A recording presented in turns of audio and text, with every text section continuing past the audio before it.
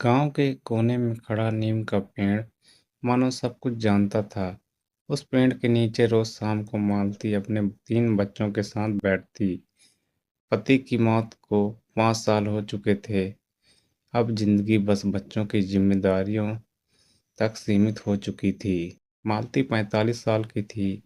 जीवन के अनुभवों ने उसके चेहरे पर सुघरता और कुछ थकान दोनों छोड़ रखी थी। मगर आंखों में आज भी जीवन की लौ जलती थी। उसी घर में उसका देवर रवि रहता था। उम्र बस 21 साल, पर जिम्मेदारी और संवेदनशीलता में किसी से कम नहीं। रवि बचपन से ही भाभी से बेहद जुड़ा हुआ था।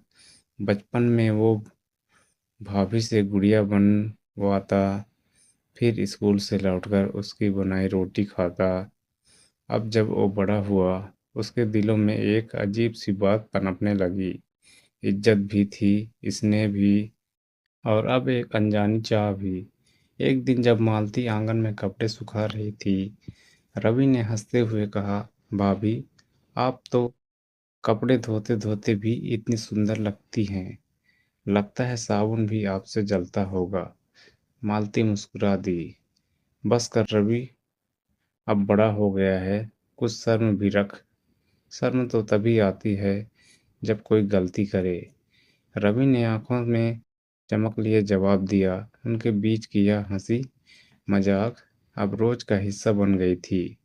मालती के सूने मन में यह मामूली बातें भी जैसे फूल खिला देती। रात को बच्चों को सुलाने के बाद जब वो अकेली छत पर बैठती, तो दिन भर के वो दो चार बोल याद आते।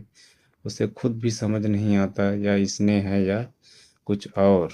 एक दिन गांव के मेले में दोनों एक साथ गए। भीड़ में अचानक रवि ने मालती का हाथ पकड़ लिया ताकि वो खो न जाए।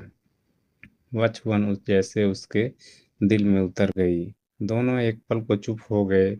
भीड़ के बीच समय रुक गया। छोड़ रवि, लोग देख लेंगे, मालती ने धीमी आवाज में कहा। लोग क्या कहेंगे? या तो हमेशा कहेंगे, पर मैं क्या महसूस करता हूँ, या कोई ना पूछे। रवि की आंखों में सच्चाई थी, कोई छल नहीं। मालती कुछ नहीं बोली, पर उसके गालों पर हल्की सी लाली आ गई। दिन बीतते गए। उनके बीच की नज़दीकियां अब शब्दों से ज्यादा नजरों में बोलती थीं। हर रवि हर रोज बच्चों को स्कूल छोड़ देता, शाम को दूध लाता और रात को मालती के साथ बरामदे में बैठकर बातें करता। मालती कई बार खुद को रोकती, रवि, ये सब ठीक नहीं है। तू अभी बच्चा है, और मैं आपके बिना कुछ भी ठीक नहीं लगता। रवि ने जवाब दिया। वो शब्द मानो उसके दिल को पिघला गए। उम्र का फासला उस पल में मिट गया था। एक बारिश की रात, बिजली चली गई। अंधेरा और हल्की ठंडक चारों ओर थी। मालती खिड़की बंद करने उठी ही थी कि रवि ने आकर कहा, भीग जाएंगी, मैं कर देता हूँ। उसके हाथ ने जब खिड़की की सलाखों पर से पानी झाड़ा, मालती ने बस उसकी परछाई देखी। वही परछाई जिसने उसके अकेलेपन को ढक लिया था। बिजली की झपक के साथ दोनों की आंखें मिली। न शब्द बोले गए, न कोई हिचक रही। वह रात उनके रिश्ते की सीमा रेखा मिटा गई। अब यह सिर्फ देवर भाभी का रिश्ता नहीं, बल्कि दो अधूरे लोगों का संपूर्ण मिलन था। दिन में अब भी वे एक दूसरे से थोड़ा संकोच करते थे, पर दिल की बात आंखों में साफ लिखी रहती। गांव में अफवाहें भी उठी, मगर रवि ने सबके सामने कहा, मैं किसी पर बोझ नहीं हूँ, और मालती मेरे जीवन की सच्चाई है। उसके साहस ने सबको चुप करा दिया। बच्चे भी अब उसे चाचा नहीं, पापा कहने लगे।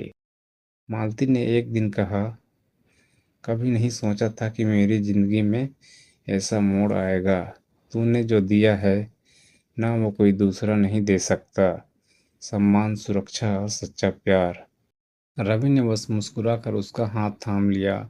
अब किसी कमी को महसूस मत करना।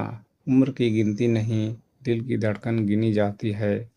नीम का पेड़ अब भी वहीं खड़ा है, मगर उसके नीचे अब हंसी गूंजती है, शिकायतें नहीं।